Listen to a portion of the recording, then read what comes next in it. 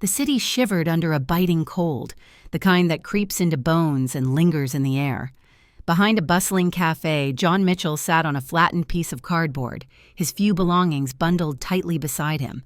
At first glance, he was invisible, a shadow among the countless lives rushing past him. But John had not always been invisible.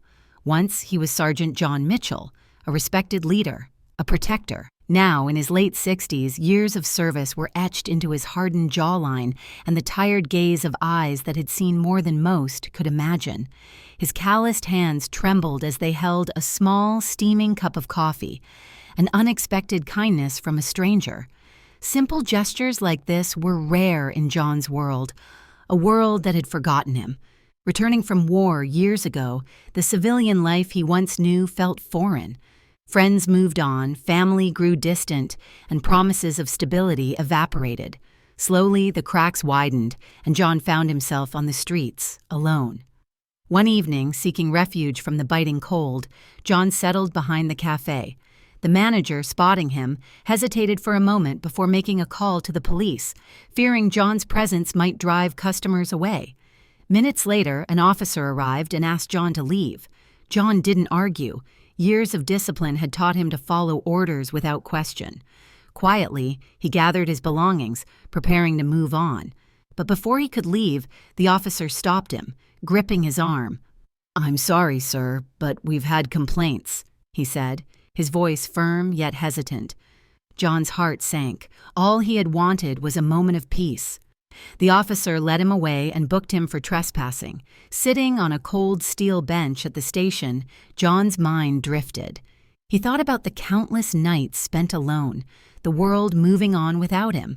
When they gave him a court date, he barely reacted, nodding silently. Did it even matter anymore?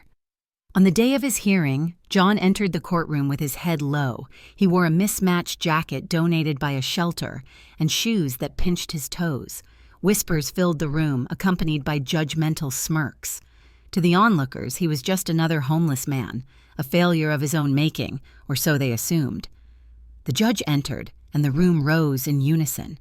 She took her seat and began reading through the cases before her. Eventually, she called his name. "John Mitchell."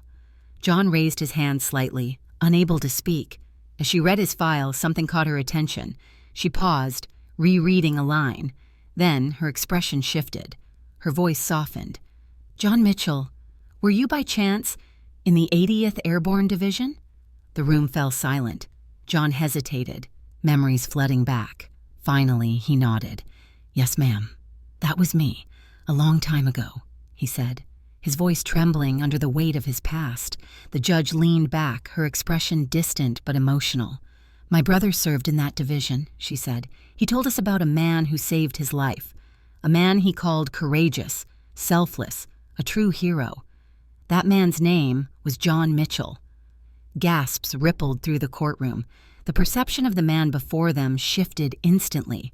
He was no longer just a homeless veteran. He was a hero. John nodded humbly. "I only did what I thought was right," he murmured, his voice breaking.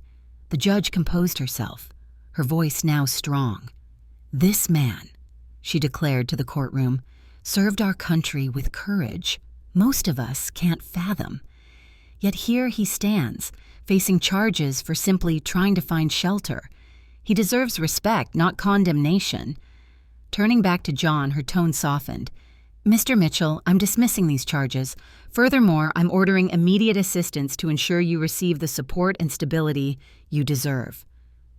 Tears welled in John's eyes. For the first time in years, he felt seen, not as a failure, but as someone who mattered. As he left the courtroom, strangers approached him, shaking his hand, thanking him for his service, offering words of encouragement.